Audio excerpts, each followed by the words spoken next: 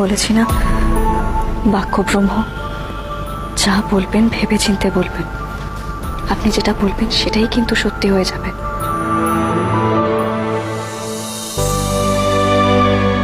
রাজক মশাই, আমার এখনো বিশ্বাস আছে রাধা মাধবের ওপর। মায়ের স্মৃতি ফিরে আসবেই।